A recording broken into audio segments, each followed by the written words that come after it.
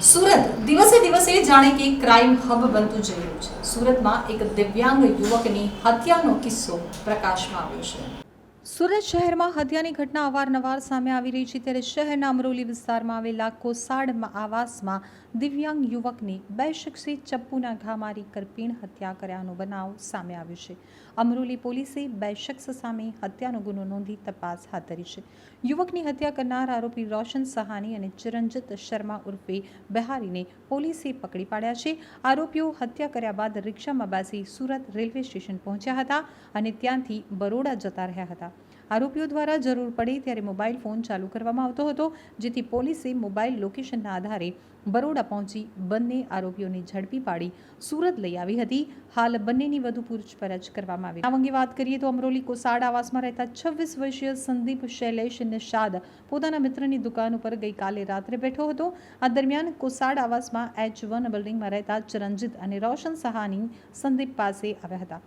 અચાનક સંદીપને પગના પાછળના ભાગ ઉપર ચપ્પુના ઘા ઝીંકી દીધા હતા, જેથી સંદીપની હાલત ગંભીર થતાં તેના ભાઈ અને પરિવારજનો સારવાર અર્થે સુરતની સ્મીમેર હોસ્પિટલ લઈ આવ્યા હતા।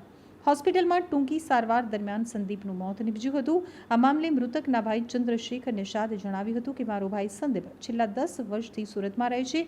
અમે મૂળ ઉત્તર પ્રદેશના છીએ।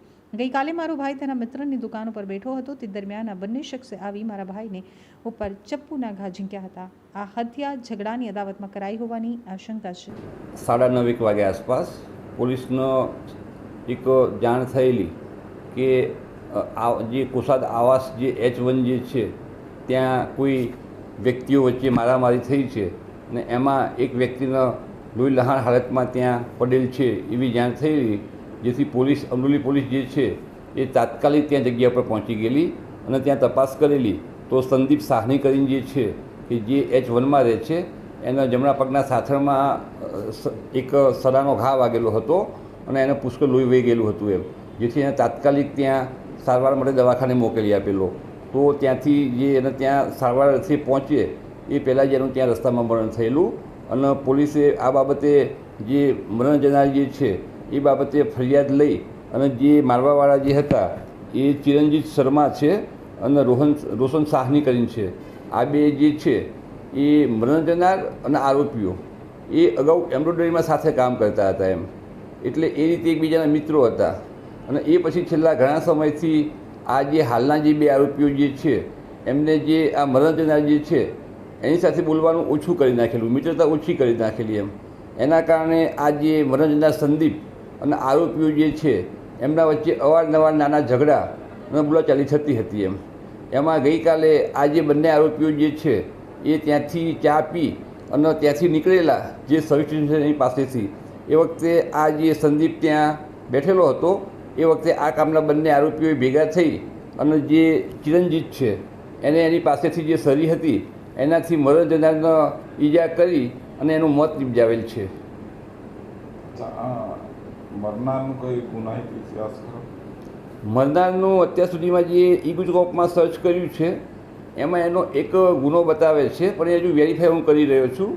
એમાં એક રાયોટિંગનો ગુનો છે 2018નો, એમાં સરકાર તરફે ફરિયાદ છે અને 2018 વખતે એક એમાં એનું એક નામ છે આરોપી તરીકે મરણ જનારનું એમ।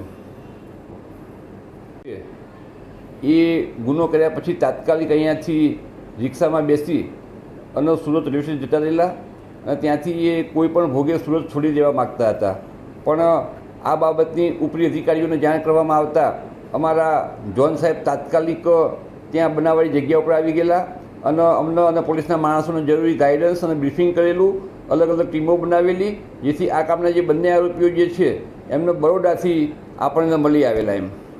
ઘટનાની કેટલી કલાકની અંદરમાં આરોપીને ઝડપી? ઘટના બની છે લગભગ 9 વાગ્યા આસપાસ અને એ પછી આ બંને આરોપીઓ સુરત છોડી અને બરોડા ત્યાં પહોંચી ગયેલા હતા એમ, પણ આ કામે જે આરોપી જે ચિરંજીત કરીને જે છે એ એનો મોબાઈલ જ્યારે એને જરૂર પડે ત્યારે ચાલુ કરતો પછી બંધ કરી દેતો એમ, એના આધારે પોલીસે એનું જે લોકેશન એ મેળવી અને તાત્કાલિક ત્યાં પહોંચી જઈ અને બંને આરોપીઓને ડિટેન કરી દીધેલ છે આપણે એમ।